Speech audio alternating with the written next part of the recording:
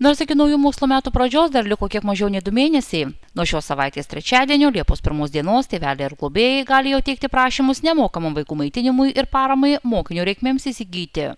Dėl socialinės paramos mokiniams tėveliai gali kreiptis jau nuo Liepos 1 dienos į savo gyvenamosios vietos seniūniją. Ten, kur yra deklaruota gyvenamoji vieta, ten tėveliai turi nueiti ir parašyti prašymą.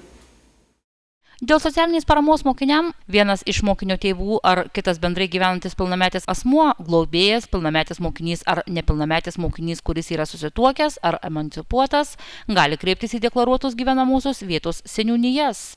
Prašymas dėl nemokamų maitinimų galima pateikti ir mokykloje, kurioje mokinys mokosi. Besikreipiantys pirmą kartą pareiškėjai būtinai turi pateikti visus šeimos dokumentus, santuokos, ištuokos, mirties, vaikų gimimo liudijimus, tėvų asmens tapatybės bei kitus dokumentus. Pareiškėjas privalo pateikti visą teisingą informaciją reikalingą teisei į socialinę paramą mokiniams, nustatyti ir informuoti apie pasikeitusias aplinkybes, turinčias įtakos teisei į socialinę paramą mokiniams ir sudaryti savivaldybės administracijai galimybę tikrinti šeimos buities ir gyvenimo sąlygas. Kartu su šiais dokumentais privalu pateikti ir pažymas apie savo šeimos pajamas, darbo užmokesčio pajamas iš žemės ūkio veiklos, piniginės lėšas gautas vaikui išlaikyti bei kitas. Pažymų apie gautas išmokas iš Sodros, darbo biržos ir nacionalinės mokėjimo agentūros pateikti nereikia.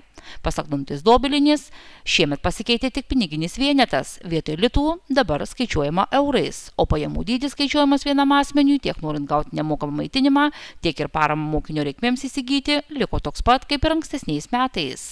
Šeimos pajamos vienam asmeniui turi neviršyti per mėnesį 153 eurų. O jeigu viršyje, tai yra tada, kai jūs minėjote išimties tvarka, rašomos buities ir gyvenimo sąlygų patikrinimo aktas ir gali tada pajamos būti vienam šeimos nariui per mėnesį 204 eurų. Jokių kitų pasikeitimų kreipiantis dėl minėtos paramos, pasak specialistės, šiemet nėra.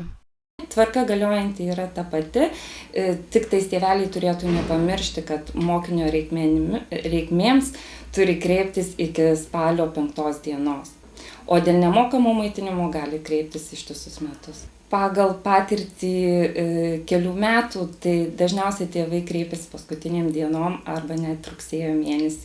Todėl mes dedame skelbimus, prašome seniūnijų socialinių darbuotojų, kad informuotų tėvelius, kad galėtų jie kreiptis jau nuo Liepos 1 dienos. Atkreipiame dėmesį, jog mokiniai, kurie mokosi pagal suaugusiųjų ugdymo programas, bendrojo ugdymo ir profesinio mokymo programas, yra išlaikomi valstybės arba savivaldybės finansuojamuose įstaigose, arba tie mokiniai, kuriems įstatymo nustatyta tvarka yra paskirta globos išmoka, neturi teisės gauti socialinės paramos mokiniams.